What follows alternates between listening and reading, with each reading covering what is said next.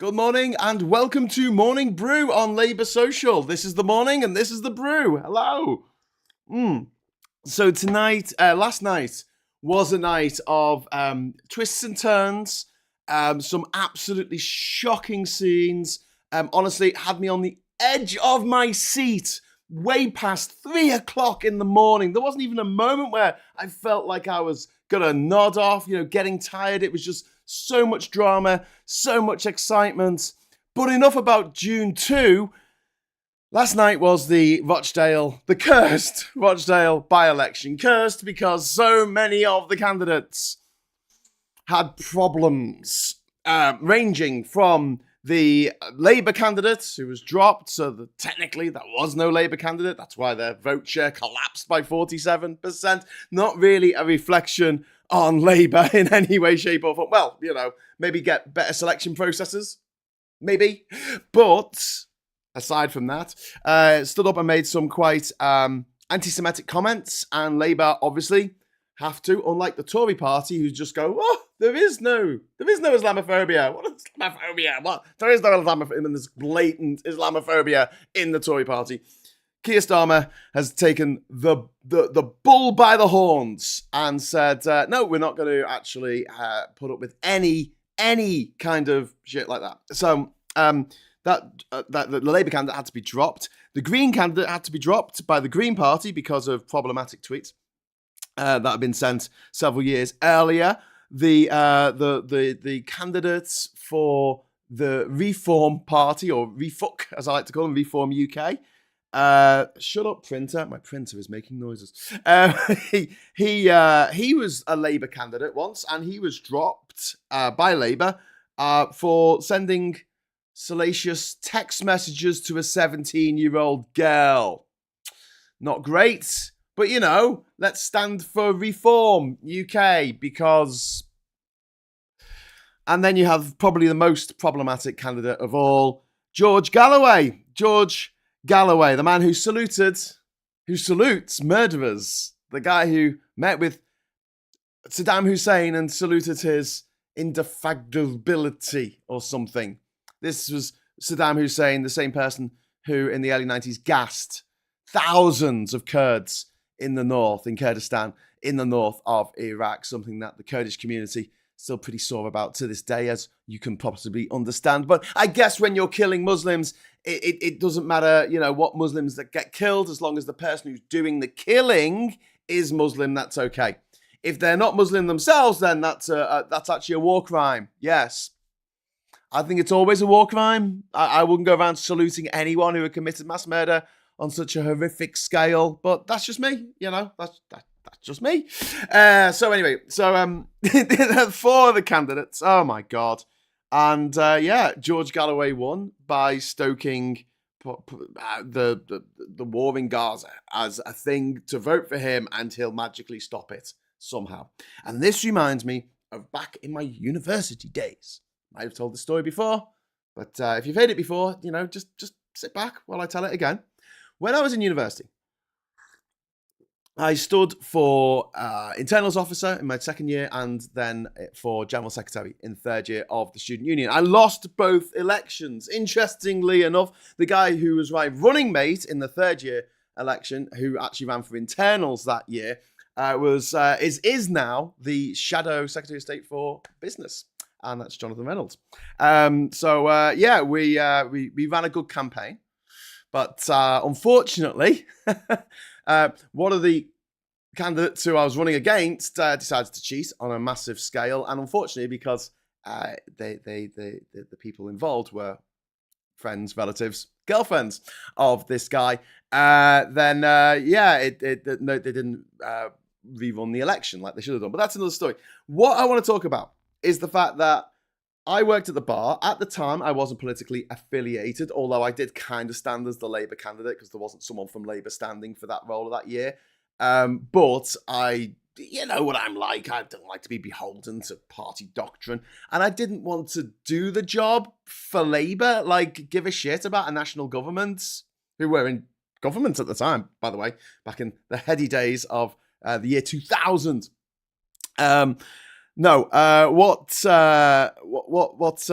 My thought process was, is if I get this job, and it was an actual full-time job, it wasn't just a, voluntary position, I want to make it so that the lives of students in Manchester are improved. So I would turn up in full of a lecture hall and I'll say, okay, what do we need? We need better street lighting. We need better social support, better student support, better counselling services, better response when there is an accusation of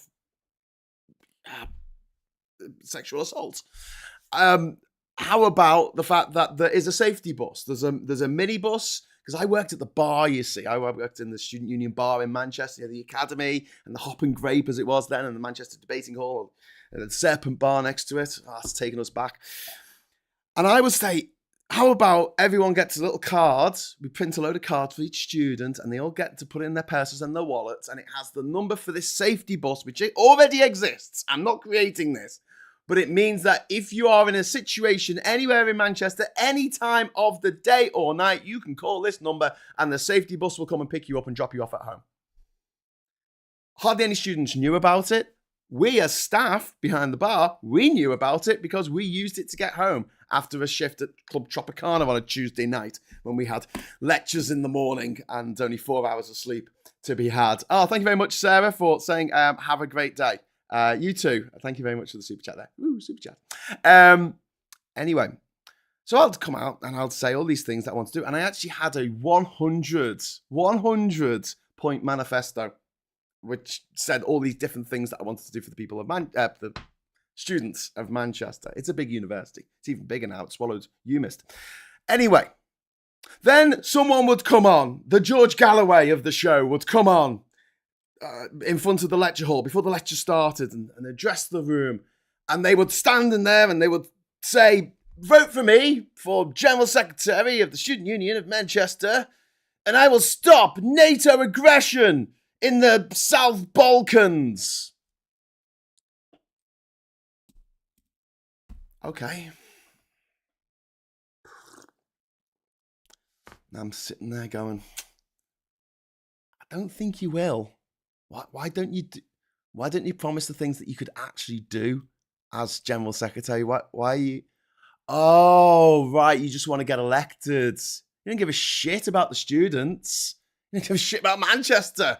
Sounds like you don't even give a shit about Britain or Europe. I mean, yeah, let's stop NATO causing massacres in Bosnia and Kosovo. Okay.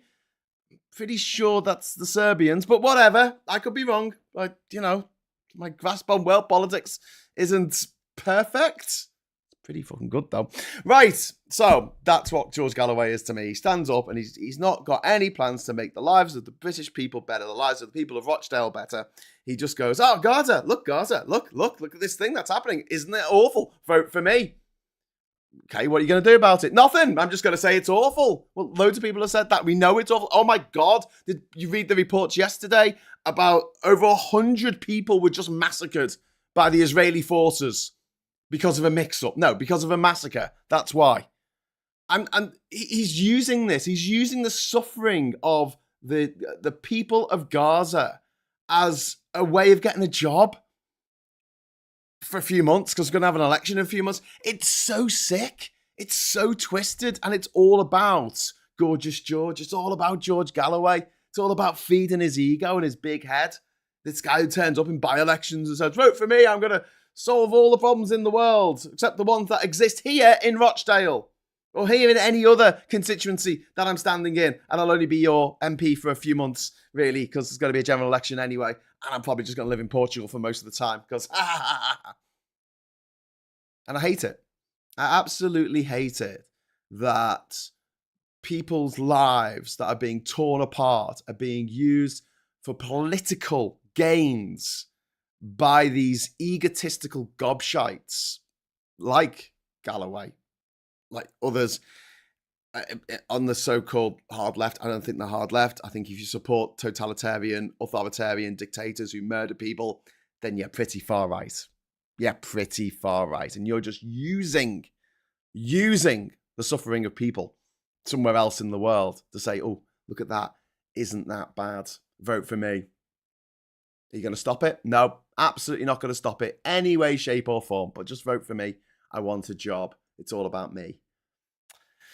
Unfortunately, that's a lot of people who go into politics in this country. The worst of us in many respects. There are some really great MPs out there. There are some really lovely MPs that really care about their communities.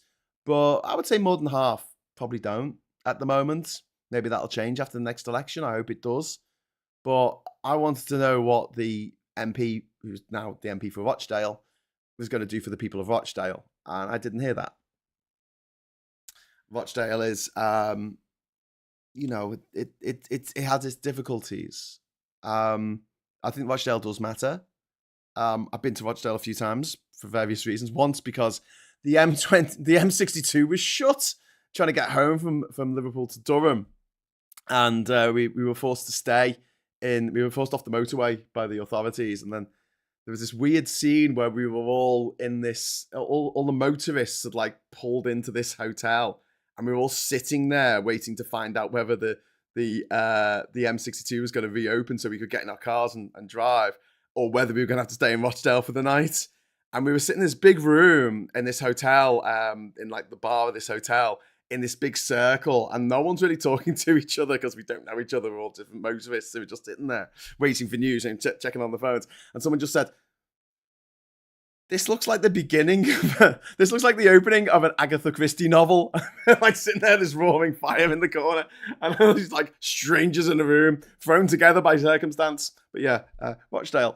But also Rochdale, is in need of a lot of support. And what I would like to see from an MP standing for Rochdale is talking about getting hold of this levelling up funding. But we didn't have any of that from George Galloway. It was just Gaza, Gaza, Gaza. It's almost as though he knew that would be a vote winner. Also, if you look at the Labour collapse because they weren't supporting their candidate, it was too late to change the candidate at the point where they realised that he was problematic, let's say. Labour would have won. Labour would have won if that vote hadn't collapsed, and there's no reason why it would have collapsed, even if both Reform, who barely got their deposit back, I don't think. They were in 6th position, Reform, by the way. They were supposed to be the spoiler candidate, but then along comes George Galloway, a man who once pretended to be a cat on live television, leotard for some reason.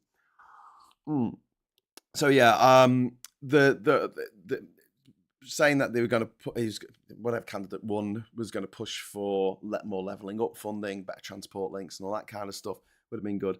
But I just want to talk a little bit before I jump into the comments, which I will, about levelling up funding. So here in the Northeast, especially in Durham, they've spent over £1 million bidding, I'm almost £2 million bidding for levelling up funds that haven't come. I just want you to have a little think about that for a moment. So when we were part of the EU, we managed to secure funding from Objective 1 for places like Liverpool, which took nearly £2 billion from the EU. Got £2 billion, which allowed Liverpool to really regenerate. We had this running joke about the fact that, like, Toxteth in Liverpool has been a regeneration zone since the end of the Second World War. Like, if you're going to regenerate a place, freaking regenerate it. Don't just build some substandard housing that only people on social housing will live in. That housing stock that will only last for 20 years because it's so shoddily built. Yeah, maybe don't do that in a sort of 20-year cycle of, sort of dereliction, should we say. Let's not do that. Not that all the problems in Toxteth have been sorted out, but the city centre of Liverpool is very, very different from what it was. And that comes from the Objective 1 funding that we got from the EU. Now, there is a pittance being handed out by this Tory government, a fraction of what places like Liverpool and places like Rochdale could have achieved off the EU. And they're making places like Durham, which is also deprived, pay for this through the nose at the councils, out of our council tax. And something I learned yesterday by watching one of the videos on YouTube, a guy called Phil, he does these little reviews of cities and calls them all shitholes usually, but he did one, you've probably seen him, he did one about council tax, and he pointed out that the average council tax in the country is about £3,000 or just about 2.8 grand, and it goes up as far as £5,000 if you live somewhere like Oxford. And yet, there was a building that was up for sale for £45 million in London, just by Victoria Station, over the road from Buckingham Palace. £45 million this house was worth. And how much council tax do they pay to the borough of Kensington and Chelsea, I think it is, or just Kensington? 1,800 a year. 1,800 a year. My God. But, you know, it's a level playing field. Just have a look on privateschoolmafia.com, I added the 855th name today. Some transphobe on the BBC who was found to be transphobic by the BBC. I think BBC's having a bit of a wobble because normally it just ignores stuff like that. But there you go. He was found to be a transphobe and some presenter, and I added him to the private school mafia. Private school mafia, I love it. You know people who go to private school. Do you think, here's a little quiz for you. Do you think they are twice as likely to get a high-paying, high-powered job than the rest of us who didn't go to private school? Do you think it's 2 times? Do you think it is 5 times? Or do you think it is 10 times more likely for them to get those high-powered jobs? Can you just vote in the chat, 2, 5, or 10? Just put it in there and let me know what you think. Right, I'm going to jump into the chat now. Thank you very much for joining us this morning. It's really lovely to see all the comments coming up as I'm blabbering away. You might be slagging me off. I can't read them while I'm talking to the camera, but you know, it's still nice to see this interaction. Galloway is the perfect manifesto of the horseshoe theory. I think it's a circle. Back up uni. I think it's just a circle. You get so far over to the left, you become right wing, and vice versa. And also, you'll notice how people who are very hard left, people who were communist revolutionaries a few years ago, were working with the Boris Johnson government as advisors, editing Spiked magazine, and you're like, what? How'd that happen? 10 times, 10 of course. Sarah says 10. Eric says 5. 10 times. Yeah, everyone's saying 10. 11 says Anya, who's the closest so far. Trick question. It's actually 12. You're 12 times more likely to get a high-paid, powerful job if you went to private school. 12 times more likely. So if there are 12 of you going for a job, and one of those people going for the job went to private school, they'll probably get it. You won't. And we want to tinker around the edges. We want to add some VAT to the fees, which is the least we can do. I think that we should make them completely not charities, because they're not charities. Charities don't give charity to the children of billionaires. That's not how charities normally work. It goes to actually needy children. And 1 in 100 kid taken from a deprived background. There are literally no kids in Eton from Bootle. I guarantee it. No kids in Eton from Bootle. If there are, I'd be very surprised. Well, from a sink estate in Bootle, from a council estate in Bootle. I don't think that's going to happen. But they're everywhere. They're everywhere. Go private school mafia. 855 names now. I'm planning to get it over 1,000 before this election. But yeah, we'll tinker around the edges. We'll make them pay VAT a little bit. And you see the backlash against this from the people who went to private school or send their children to private school all over the newspapers. Oh my God. They're trying to put VAT on school fees. Do you know who proposed that? Do you know who proposed that idea? It was an education secretary by the name of... Oh, he's just been suspended. Has he been suspended? He's being investigated. Oh, he's been investigated. Yes, ladies and gentlemen, the guy who came up with the idea of scrapping VAT exemption on private school fees was none other than privately educated man of the people, Michael Gove. True story. Bit like, Nixon. Remember the president of the United States, the maddest one until we had George W. Bush, who was the maddest one until we had Trump. Remember Nixon? Yeah. He proposed universal basic income. Strange but true. Anyway, so moving slightly on. Labour can't go left. It'll be attacked if it does, says Where's G. Yes, I understand. And what I was going to say is what I would like to see is for private schools to be banned, made illegal, like what they are in Finland. That's it. And people go, oh, you can't do that. Can't do that. Because if you do that, you know what will happen? These private school kids will go into the state school system and there won't be enough money for them. Bollocks to that, I say bollocks, because on average, about £5,000 per pupil is spent in the state school system, whereas private school kids get about £18,000 from the taxpayer. Because we subsidise the shit out of those places. We subsidise the shit out of their private skiing lessons, and their archery practice, and their rowboats. We subsidise it out of our taxes. Because they're charities, you see. They escape paying billions in tax. We subsidise them. So, get rid of them. That's it. You can't pay for, school education in this country. Like in Finland, you can't pay for it. That's it. It's illegal. In Finland, they changed their goddamn constitution. In the 70s, they not just the law, their constitution. And now they have the best education system in the world and one of the most equal systems in the world for people who live there. I mean, it's not perfect. Nowhere's perfect. But you can take best practice from other countries and go, hey, that worked for them. Let's try it here.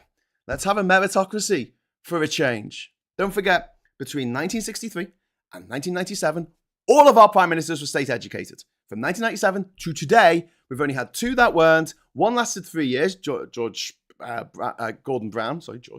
Brown, and the other one lasted 6 weeks because it was Liz Truss. The rest of the time, we have been ruled over by the privately educated.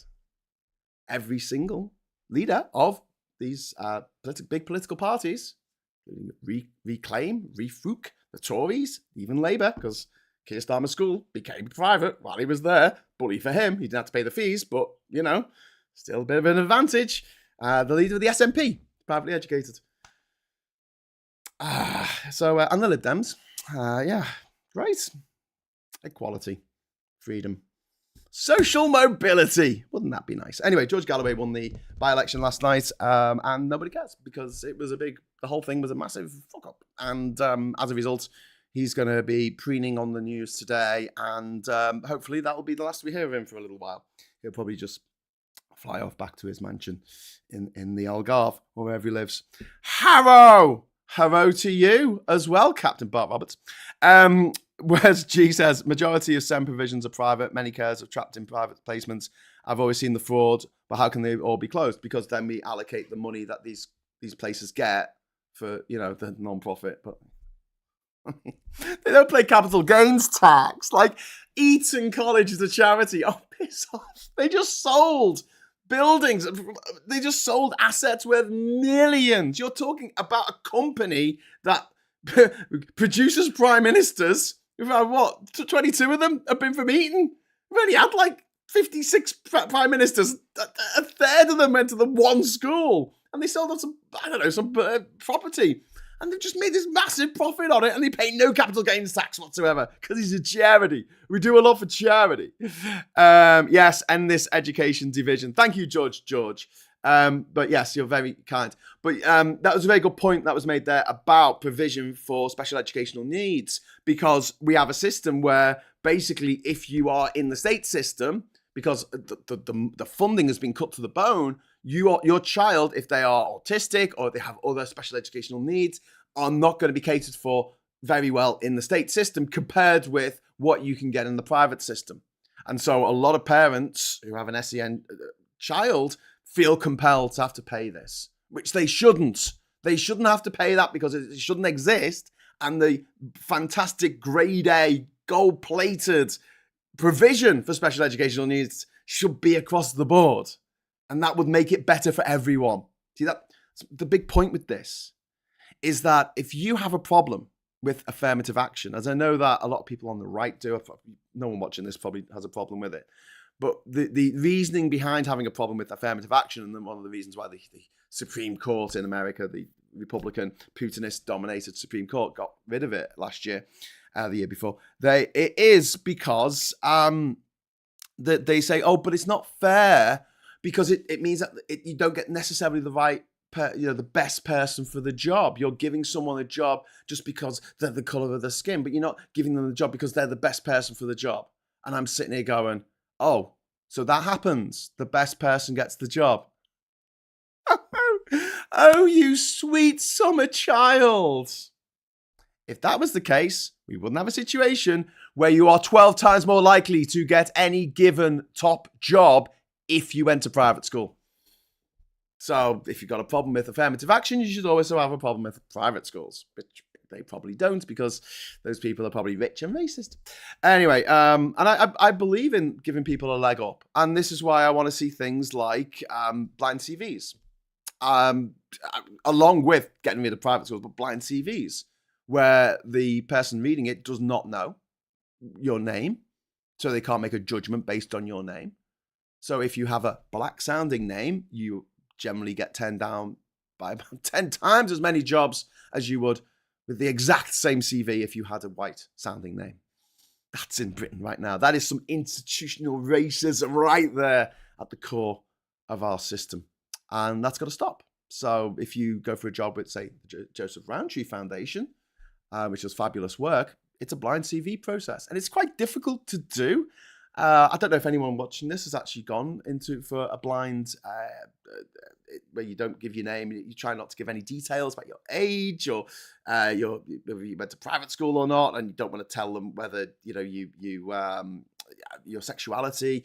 You don't want to give away what ethnic minority you might be or your religion, and basically it's just, here's my CV with unnamed, and they go through it and go, okay, well, we want to meet these people from this list that we've made, numbered list by an independent group of arbiters. It takes a lot more time to get this done because obviously you've got to have 2 layers of human resources, which a term I hate. It makes humans sound like a commodity. It's kind of, it just makes me think of the movie Soylent Green. Quick, bring in the human resources. We need to make more Soylent Green. Yeah, not optimal. But yeah, but that kind of process results in getting better people for the job and more representation for people from different backgrounds, which at the moment we don't have. Tim says, my son is dyslexic. He got all the help he needs now, top stream in every subject. Could not ask for more help than he's got. That's fantastic, Tim. My old company did blind CVs whilst I was there. They blanked out the schools and universities. That's brilliant. Yeah. The fact that Graham still thinks people hand in CVs is cute. Have you heard of LinkedIn and Indeed? Lol, says TMS. Well, some of you know, I went for my first job interview. My first job interview in 23 years. Almost to the day. In fact, probably my first job interview kind of ever, because the job interviews I'd had before were literally, I would turn up and they'll go, right, here's your desk, here's what you do, or here's the bar, there's where the drinks are. Make sure the labels all face outwards and off you pop. That was my interview because they just needed someone. So actually sitting down and having to answer questions and then coming out with that feeling of, I should have said this and I should have said that. Why did I mention this? I know that feeling. I know that feeling now. But yes, we did do. I did have to put in a CV for that job, so whatever. My school was just a detention centre for keeping kids off the streets until they were old enough to be forced into shite jobs nobody wants to do without the threat of homelessness. Ian, that's the way it shouldn't be, isn't it? That is just the attitude and the. I know I'm not saying you're giving a spin on that. I'm saying that is it's a huge problem. And when they talk about overhauling the education system, especially the Tories, they go, "Ooh, let's change it. So instead of having A's and A stars, we have 1, 2, 3, 4, 5, 6, 7, 8, 9, 10. Yeah! Why? I don't know. We're just going to do that. It'd be better. No, just give them percentages then if you're going to do that. Just give them a percentage. I always felt this because when I did my A levels, I got an A in politics for my A levels. There was no A stars at the time, back in 1997. And another lad in my year, Andy, he got an A as well. And then we got our scores. I scraped an A. I think I got like 71%. Yeah. Andy got like 93%. But we both got A's. I mean, it's just like, he was way better than me at it. And the guy's a genius. He's probably a very, very rich lawyer these days. But I just like, why we got the same grade? That makes no sense. But percentages might work a bit better. But then again, you've got the problem of different exams, doing different exam boards, giving slightly different grades depending on, which board that you're with and all that kind of problem. So how about, I know this is going to seem a bit out there, how about we do away with exams entirely and have a system where you have to prove that you're good at critical thinking and finding solutions to problems based on the information that's there in your hands, because we all have phones these days with all the information you'll ever need right there in the palm of your hands. These are the culmination of thousands of years, 10,000 years of human technology go into this. And you might be thinking, that's a bit of a shit. No, so much tech goes into this. But what I love about your mobile phone is this. This is what I love about, not Apple so much because they don't have them anymore, is this. See this little jack here? Goes in for the headphones, yeah? You know the one. That, my friends, was invented in the 1870s for telephone exchanges. It was bigger, same design. 1870s, ladies and gentlemen, in your phone. 1870s tech. That's like steampunk. Your phone is steampunk. I love stuff like that. Do you all found out yesterday? James Horner, who did not James Horner. Howard Shaw, who did the music for Lord of the Rings, used to be in the Saturday Night Live band that used to play, in the background. And he's the guy who came up with the name The Blues Brothers. Yeah, look it up, fact fans. My new favourite fact. Right, questionable obscenity. Hello, thank you very much for the £10 super chat. Really, that is very generous of you, and I will give you a little super chat. Animation, 1 second. There it is. Woo! Yeah, thank you. Last interview I did, last night. You can tell I've had 4 hours sleep. Last interview I did was 2000, turned up in a suit. First question was, what is your favourite climb in the pass? Then got asked to climb a rope and come down another one overdressed. I felt a bit overdressed. My dad ran a garage in Liverpool, and he was a bit of a weird generation, I think. And he would get lads in from West Derby Comp to work as trainees, and he only had 3 questions for them. It was who wrote Beethoven's Fifth Symphony? What's the capital of Mongolia? And what's the distance between the Earth and the Sun? Now, I know those answers now off the back of my hand. I mean, Beethoven's Fifth Symphony is a bit obvious. But it wasn't that they had to get the question right. It's that they had to try. They had to hazard a guess. And if they hazarded a guess, they gave them a job. Had nothing to do with fuel systems, carburation, nothing. Just, what's the capital of Mongolia? And as you all know, it's Ulaanbaatar. Graham, you missed the super chat earlier too. Oh my giddy aunt, did I? I'm so sorry. I'm going to have a quick look. George Jaws. No, I didn't. I've got one from Sarah saying, have a great day.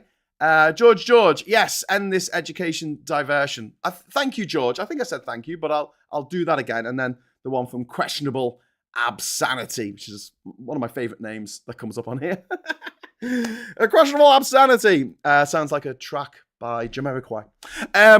Yes, indeed. The first trans woman to win an Oscar did so for the soundtrack to Watership Down.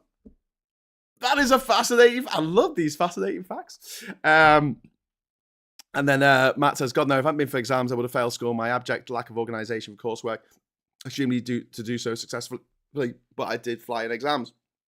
I'm not saying it should be coursework because I think it needs to be different now because of the differences in how... So this is the difference between when maths all used to be long division worked out by, with pen and paper, and then we moved to being able to use calculators in the maths exams. And that made it so we could ask much more difficult questions that would have taken too long to do in a 1 hour, 2 hour exam. With a pen and paper, you could do them. You could, if you knew the principles, you could work out the answers using a calculator, which you'll always have in the future. We have the same thing now. We have the internet. And if you are able to find the information that you require quickly and efficiently and, understand it, I think that's something that comes halfway between coursework and exams. And I think that's where we need to move to. I'm not saying I have the answer on this, but I just think that an exam for me, and I did very well in my A-levels because I realized that it's basically a memory test. So I just used mnemonics to remember everything. I didn't even bother reading the books for my A-level English. I just remember what the teacher told me to say. So my understanding of those books, like Sons and Mothers, I don't even know what happens in that bloody thing. I just knew what I had to write about the themes. If a question about the themes turned up in the exam. The themes are X, Y, and Z. Australia is wider than the moon. Oh, wow. That's fascinating. My favourite question when interviewing is, if you were a biscuit, what biscuit would you be and why? Oh, yeah. I'll be a chocolate hobnob. Again. Everyone's seen the Peter Kay sketch. Listen, I'm way over time. I've gone 8 minutes over time. I was going to do the papers. I've got to do the paper, the alternative paper review, as my friend Aid calls it.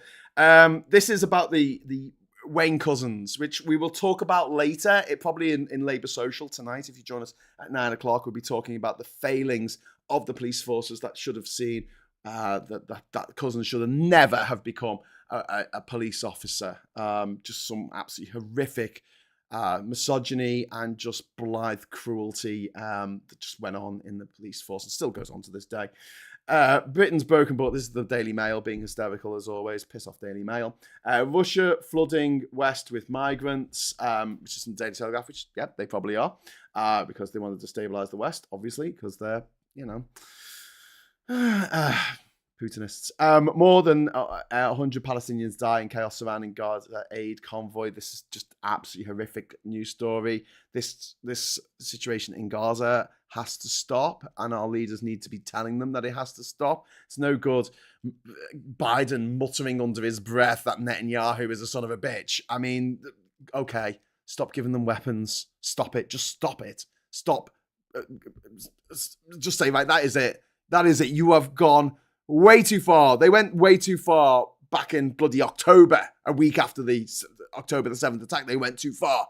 By now, over 30,000 people dead. And then you've got people going, oh, but their figures only come from the Hamas-run health agency. And it's like, if it wasn't true, I think it would be quite easy to prove. But the fact that so many people are, who are there, Medicine Sans Frontier and some very brave journalists who are saying, oh my God, this place is a massacre. Like, you think you can level a city? You think you can level an entire city and like no one dies? Oh, piss off. What part of me is amazed that it's actually so low. But yeah, it's a really grim and depressing place, that world that we're living in at the moment. And that's why we need to come together and assure ourselves that we're not completely going insane. This is wrong on every level. And I hate that people politicize it and use it for their own political gains. It's disgusting. Alec, thank you very much for the £5 super chat. That's really generous. My uni taught everyone how to search for stuff on the internet. People are useless without this training. Yeah, absolutely. Well, I was really lucky. I mean, I did my dissertation in year 2000. It was on American gun law, by the way. Would you believe? In America. It's not going to be American gun law in Australia, is it, Graham? Yeah, shut up. Yeah, I could look stuff up on the internet. Made the job a lot easier than going through journals, which I also had to do. Preach, Graham, says Leanne Scott. Thank you very much.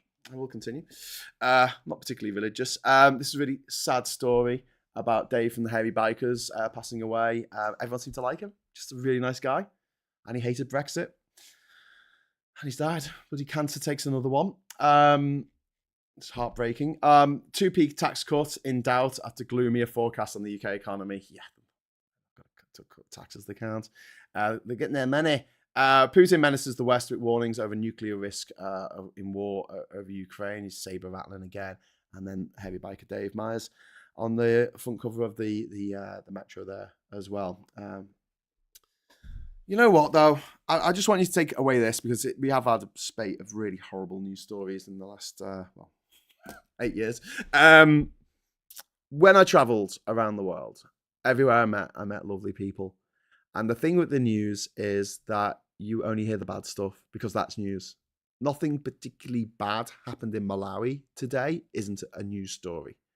An earthquake, a famine, a flood, a murder of a British tourist, a disease, that's newsworthy. So that gets in the news. And what it does is it gives us a very lopsided view of the world as this awful, dangerous place where everyone's out to get us.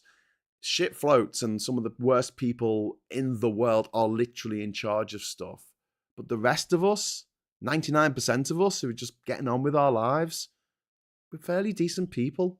I know people can be led astray by these charismatic charlatans and convinced that Brexit will be a good idea or voting Trump would be a great idea.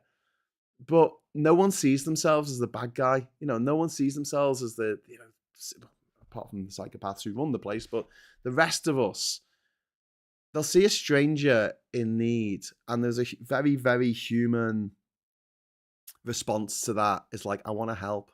And most humans are like that. And we have to remember that when we trawl through these dreadful stories. Most humans just want to get on with their lives, just want to settle down, find someone to love, maybe raise kids, just get on with their lives in peace. And that's what people want.